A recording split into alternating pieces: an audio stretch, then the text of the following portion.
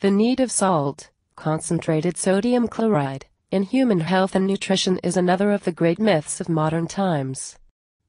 Salt is a deadly poison, a terrible abusive irritant to human tissue.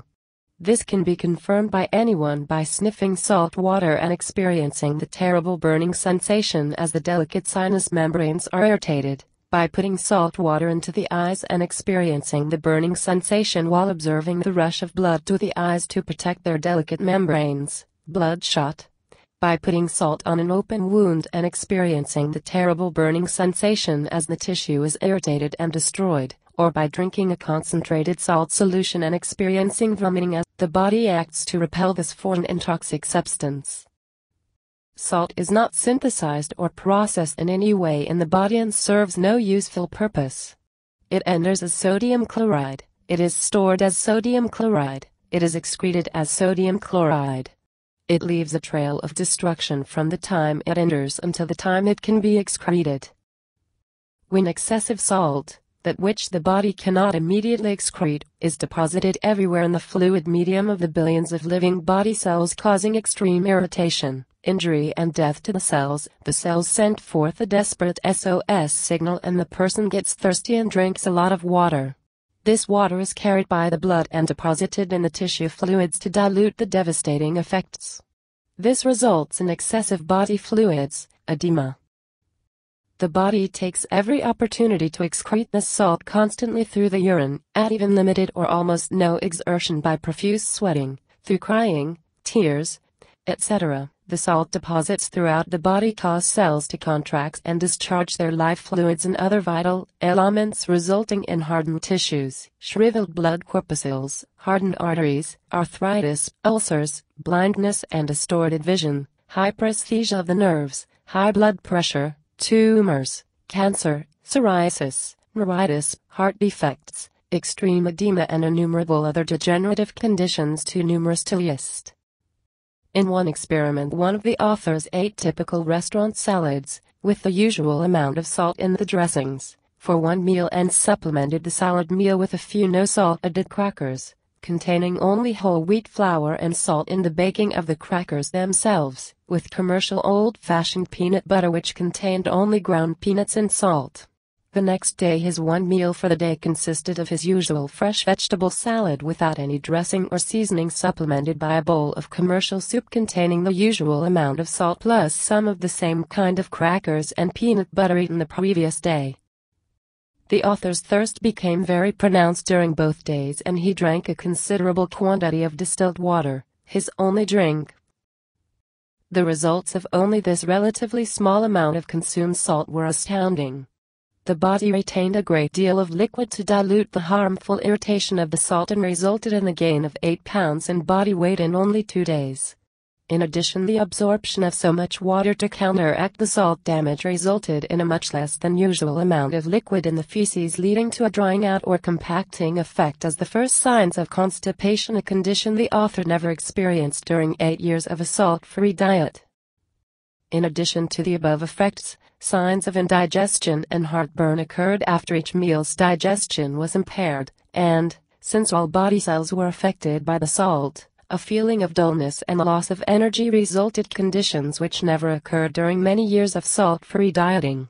Other noticeable effects were the puffing and bloating of the face and around the eyes. The 2-day, only 2 meals, experiment was so extreme in its negative effects that the author ended it and resumed his regular no-salt diet. It required approximately 2 days for his body to eliminate the accumulated salt and water and return to its normal weight and health. Salt is a true antibiotic against all life, a killer. It was formerly used as an embalming agent. It is used today as a preservative, killing the bacteria, life, to prevent the natural decomposition of dead organisms. Cramps initially experienced as salt is removed from the diet or rapidly excreted from the body are nothing more than withdrawal symptoms. A healthy person on a salt-free diet will experience these same cramps if he eats salt. Salt eating is an addiction begun prenatally and shortly after birth, as the parents force salt into the baby to the extreme repulsion and disgust of the child. After a few weeks of forced eating, the baby's body becomes so weakened that it forms a craving and addiction. This continues throughout its life. In order to fully understand the disaster of salt eating, let's briefly follow the path of salt from the time it enters the mouth until it is excreted from the body. Remember, salt has nothing to do with the sodium needs or excesses of the body. Salt is sodium chloride first, last, and always from the time it enters the body until the time it is discharged. If it were broken down into its primary constituents, sodium and chlorine, as it passed through the body, the tragedy would be complete, since both inorganic sodium and inorganic chlorine are highly destructive to life and would immediately render a human lifeless. As the salt enters the mouth in food or drink, or as a deadly salt pill, the cells of the lips and lining of the mouth, including gums and tongue, are severely irritated, with many killed and the rest seriously weakened. In a healthy body, the first line of defense will be instantly activated with a severe and intolerable stinging and burning sensation as the tissue cells are destroyed and the irritation and distress is imposed upon nerve cells. The natural response to such sensation is to spit out the substance responsible for it so that the destruction will not proceed any further.